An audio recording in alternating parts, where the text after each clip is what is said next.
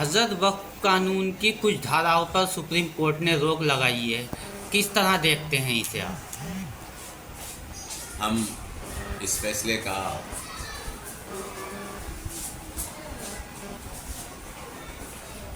इस्तकबाल करते हैं और ये फ़ैसला जो है हम समझते हैं कि इंसाफ की दलील है कि हमें अदालत में हमारी बात को सुना गया। इससे पहले पार्लियामेंट के अंदर भारी तादाद ने अपोजिशन के मेंबरान ने इसकी मुखालफत की, लेकिन वहाँ उनकी बात नहीं सुनी गई, नज़रअंदाज की गई। और जब वो कमेटी बनाई गई उसके सामने हमारे मेंबरान पार्लियामेंट ने, बस अपोजिशन के मेंबरान पार्लियामेंट ने अपनी बात को पेश करने की कोशिश की, लेकिन वहाँ पर भी नहीं सुना गया पार्लियामेंट्री कमेटी में, और उनकी बात को नज़रअंदाज किया गया और संख्या बल की आधार पर, तादाद की बुनियाद पर बिल को पास करा लिया गया, कानून बना दिया गया और आनन फानन में उसके ऊपर हमारे सदर के भी दस्तखत हो गए। इस तरह से वो कानून बन गया। लेकिन कई लोगों ने हिम्मत नहीं हारी और सुप्रीम कोर्ट के अंदर उसको चैलेंज किया। बहरहाल हमें खुशी है कि सुप्रीम कोर्ट ने हमारी बातों पर, यानी अपोजिशन की और मुसलमानों की तरफ से जो बात पेश करने वाले थे उनकी बातों पर तवज्जो की, और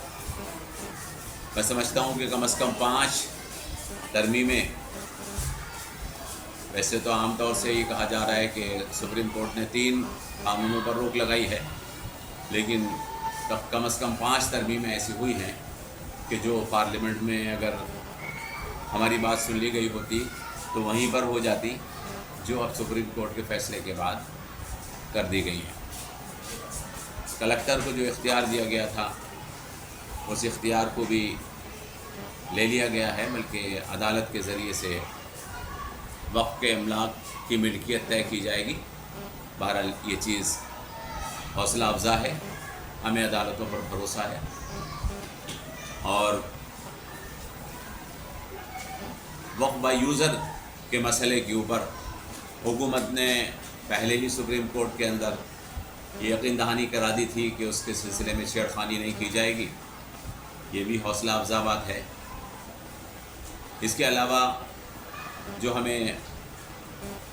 कहा गया है कि वक्फ अमलाक की रजिस्ट्रेशन जैसे पहले होती रही हैं वैसे ही होती रहें, सुप्रीम कोर्ट ने इस सिलसिले में भी बात को बरकरार रखा है और नए कानून से इस सिलसिले में भी कोई फ़र्क नहीं पड़ना चाहिए। बहरहाल हम अदालत के इस फैसले की मजमूई तौर पर हिमायत करते हैं और इस पर खुशी का इजहार करते हैं, और ये समझते हैं कि हुकूमत को ये सोचना चाहिए कि इस मुल्क में कानून है, एक संविधान है, और वो कानून और संविधान की जो स्पिरिट है, जो उसकी रूह है, उसको तब्दील करने की कोशिश न करे, वरना उसको बार बार शर्मिंदगी का सामना होगा। क्योंकि अभी किसी हद तक हम ये समझते हैं हमारे मुल्क की अदालतें जो हैं वो अभी इंसाफ के तकाज़ों को पूरा कर रही हैं, बिलखुसूस सुप्रीम कोर्ट, उसके ऊपर हमारा एतमाद और भरोसा है। हालांकि बाबरी मस्जिद के सिलसिले में सुप्रीम कोर्ट के फ़ैसले के सिलसिले में कई लोगों ने इत्मीनान का इजहार नहीं किया था, लेकिन सुप्रीम कोर्ट ने उस सिलसिले में भी मुल्क के अंदर से एक यानी नफ़रत की फ़िज़ा को दूर करने के लिए जो फ़ैसला लिया था उसको हमने कबूल किया था, और कबूल करना ही बेहतर था जो भी हुआ। लेकिन अब सूरत हाल ये पेश आ गई है कि अदालतों से हमें कवी इंसाफ की उम्मीद है इंशाअल्लाह, और अदालतें बहुत भारी अक्सरियत मुसलमानों की बड़ी तादाद इंडिया के अंदर रहती है, बल्कि शायद इस वक्त दुनिया में सबसे बड़ी तादाद मुसलमानों की इंडिया के अंदर रहती है। तो उनके जो मफादात हैं